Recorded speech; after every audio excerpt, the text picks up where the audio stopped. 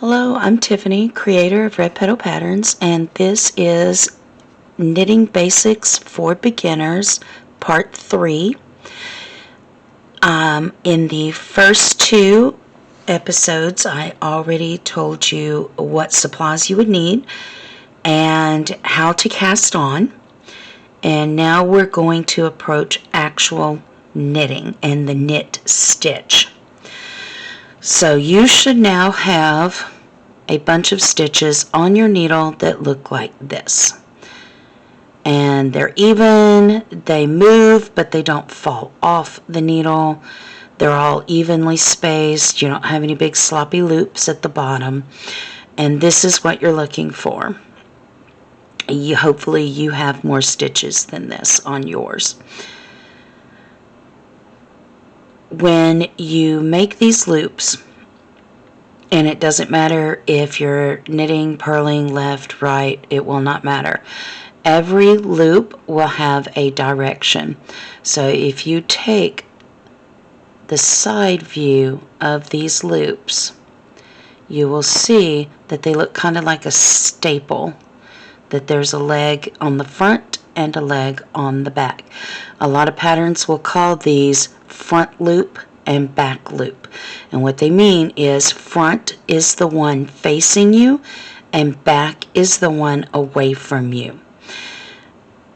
When you make a stitch and you yarn over or under, or you're making a knit and a purl and then you're reversing it, or you're making in the round versus back and forth, you will wind your yarn differently and your stitches will sit differently. When this happens, you can cause your yarn to sit with a slant this direction with the back loop going first, or this direction with the front loop going first. Now, you will hear a lot of you should only knit through the back loops and only purl through the front loops. And this is not true. It is just simply not true. If anyone ever tells you that, just let it go in one ear and out the other. You always work in the loop that is first on the needle. I will talk about purls in another episode, but right now we're talking about knit. And I will show you on the next row the difference between the two types of stitches. But you can see, and I was taught, that this is a little man sitting on your needle, and those are his legs. He's sitting on there like a horse, and those are his legs. And you're going to stab him behind whichever knee is first. So his back leg is first. So that's what we're going to work with. If his front leg was first, then we would go this direction, but his back leg is first, so we're going to go this direction. And you want to get him behind the knee. Either way.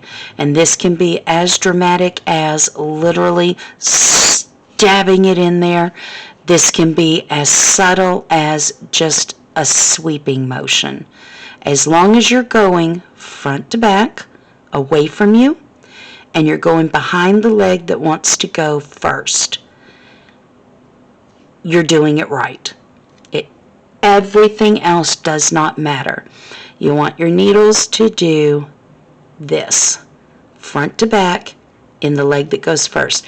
If it was the other direction, you would put it in this way, but he's going this way. It's the same motion either way. It's the same motion. The way you can tell, if you cannot tell just by looking, is that if you go in the right way, and I'll show you on the next row. Let me get a row done. Let's see, I'll go under, over,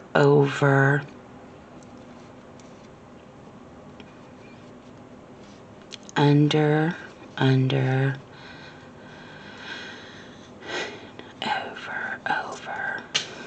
and under. All right, now I have some meat to show you.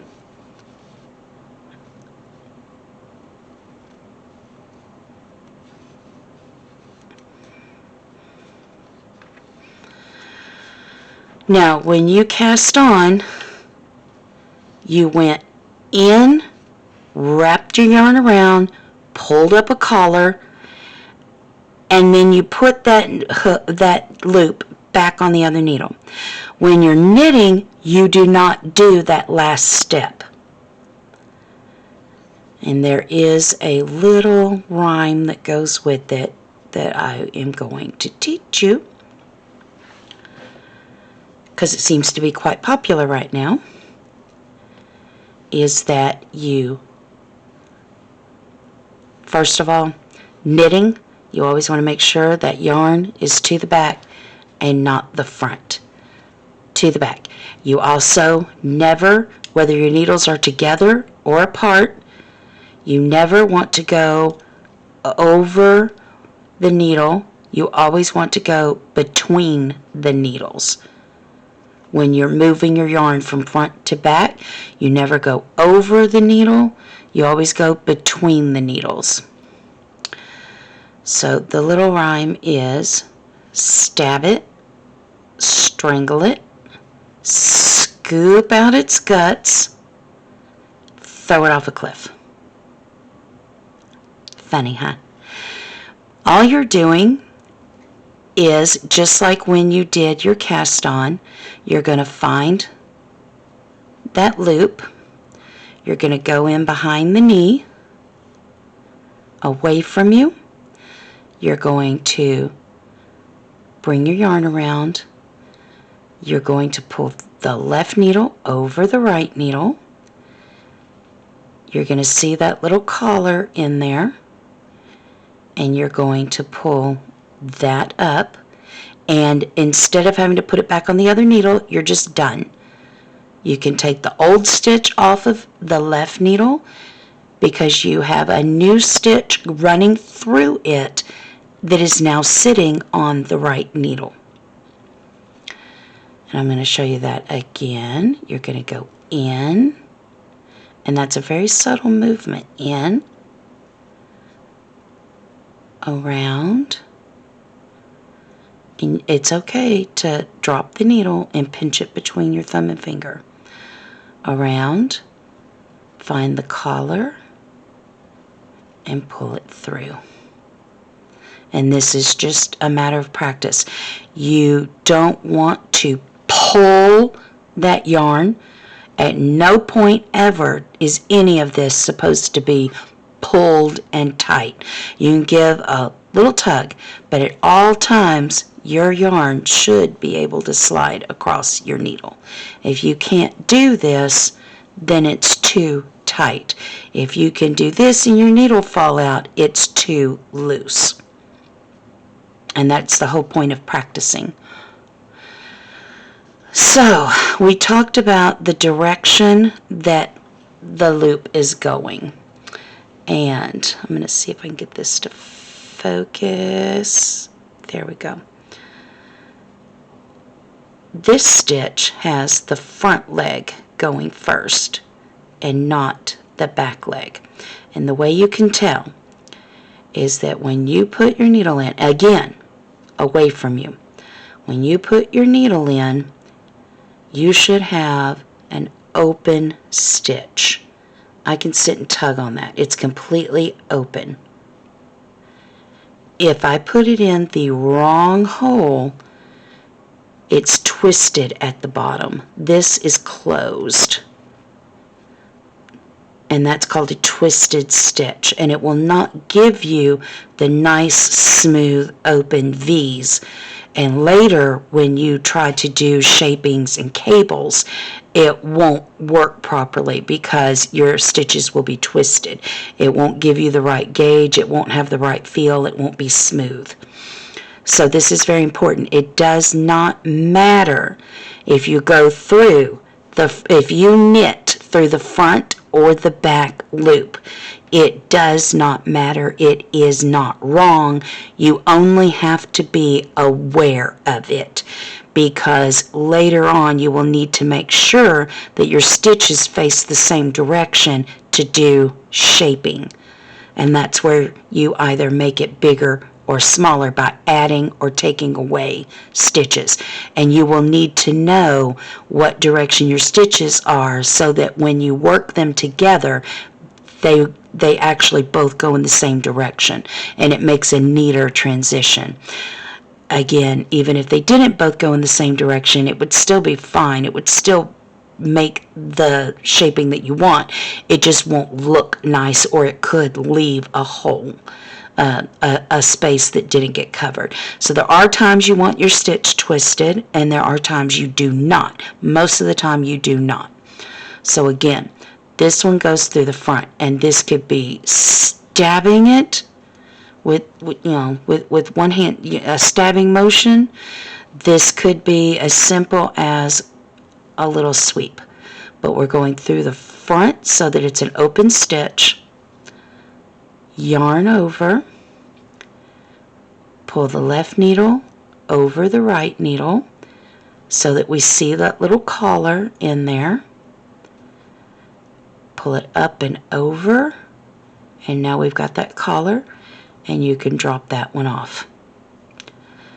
And I'm going to show you left-handed so you can see it's exactly the same thing. So left-handed, and this stitch opens with the back leg first. So we're going to go from front to back into that leg, pinch it,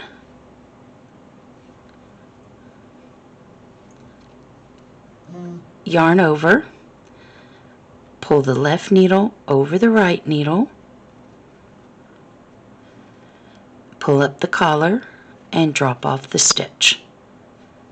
And you can do also what is called picking, which you can do with either one, and you can do the work with the right hand. So you go in, grab the yarn, and pull it through and off. And you can see this is pretty much the same movement that I was doing with my right hand.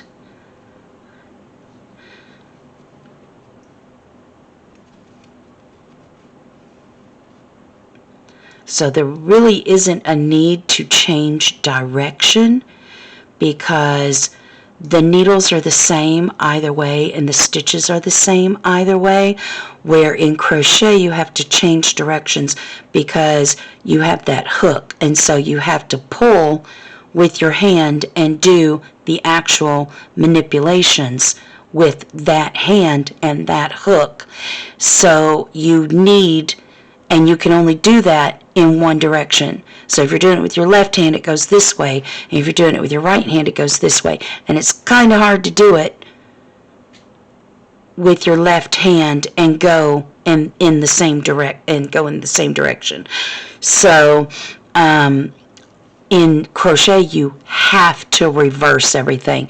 So if I said that you had to do 3 stitches and then make a different stitch, and left-handed you would make your 3 stitches and do a certain stitch, but I couldn't give it to you in the same, I would have to give it to you in the same order and not say on the right or the left of, because you have to reverse it. In knitting, you don't have to reverse it. All your stitches are there, and the motion is the same no matter, and the motion is the same, and the needles are the same no matter which hand you use. So you can still knit in this direction and follow the pattern in this direction without having to switch anything. The only thing you need to be aware of is when you make shaping, which will be covered later, increases and decreases, that they need to lean a certain way. Usually, a lot of times it doesn't matter, but if if your stitches need to, if your decrease or increase needs to lean a certain way in order for the pattern to look right, then you will need to know how to line your stitches up so that they can go that direction. And that's where knowing if it's the front leg or the back leg is important. And that is how you make a knit stitch. And you will do this. You will get to the end. So you'll get to the end. Your needle's free. All the stitches are off of it now. You will trade hands and put the empty needle on your right hand and the full needle on your left hand. You will turn the needle so that the yarn is towards you. And you will pick it up and you will do it again. And you're going to go away from you, over, pull up that collar, and off. And after you get practiced with it, it can start to look like this or this. One way is not better than the other.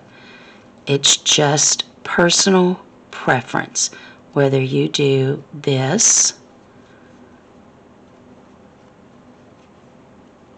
or this.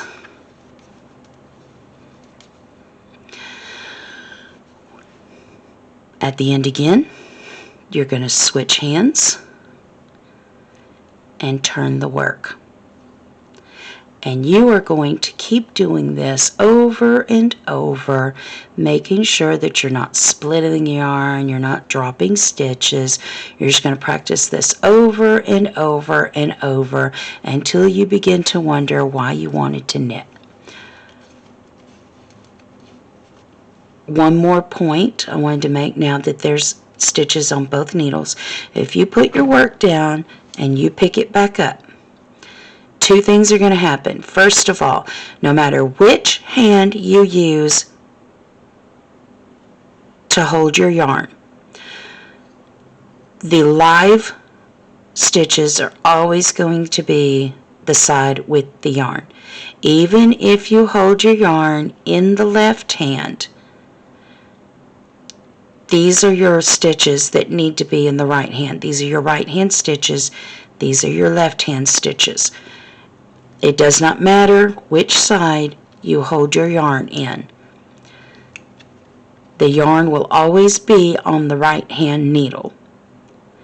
The other thing is, when you pick it up, you'll see, because you're doing knitting, your yarn needs to be in the back. If for some reason your yarn's in the front of your work,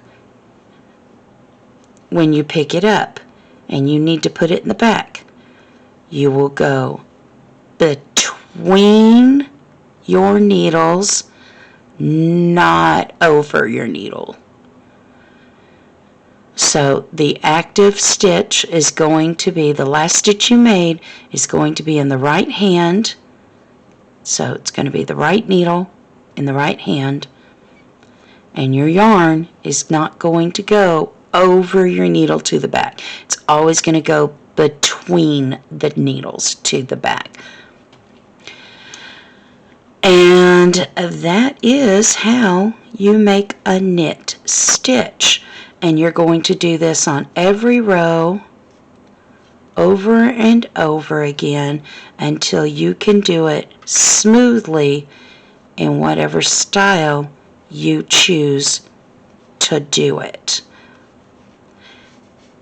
And then next I will show you a purl stitch. See you next time. Bye.